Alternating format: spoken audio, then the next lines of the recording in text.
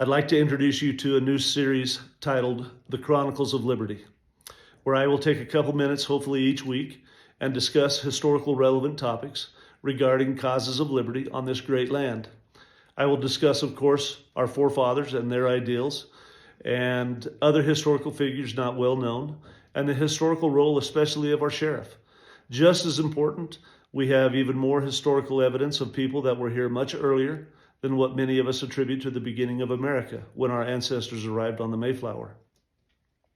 There is a document called the Book of Mormon, which correlates historically of a people that lived here in North America, even as far back as 2,000 years before Christ. Upon the arrival of the main group that came roughly 600 years before Christ, the patriarch of the group made a prophecy. In the first chapter of 2 Nephi, in verse 7, he says this: "Wherefore this land is consecrated unto him whom he shall bring. And if it so be that they shall serve him according to the commandments which he has given, it shall be a land of liberty unto them. Wherefore they shall never be brought down into captivity. If so, it shall be because of iniquity. For if iniquity shall abound, cursed shall be the land for their sakes. But unto the righteous it shall be a blessed forever." Now, some of you may shut me off right here. I get it. Religious topics may get hard, but it's the first time in recorded history in America where the idea of liberty is pronounced, and for every God-loving patriot in this great country. This should be your promise and warning that our liberty is directly tied to God and in keeping his commandments. As we look at where we are today in America with evil leaders, immoral politicians, and frankly, a decadent and perverse citizenry, there is not much more God will tolerate. His judgments are coming. And if we as patriots don't take a stand for what is right, for the living and the unborn, they will come quickly. I am passionate about liberty. I love this country.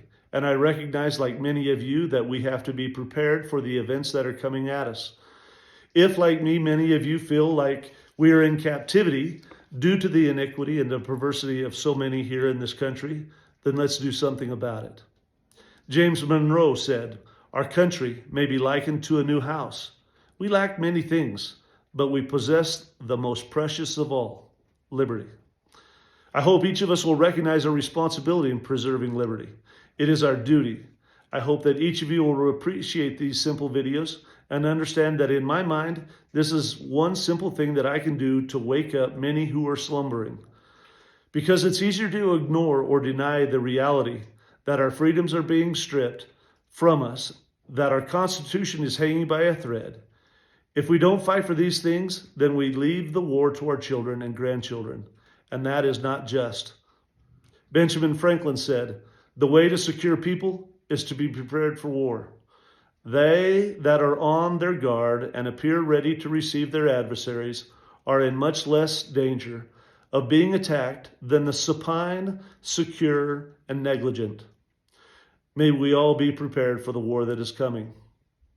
In God we trust. Jus meum tabor.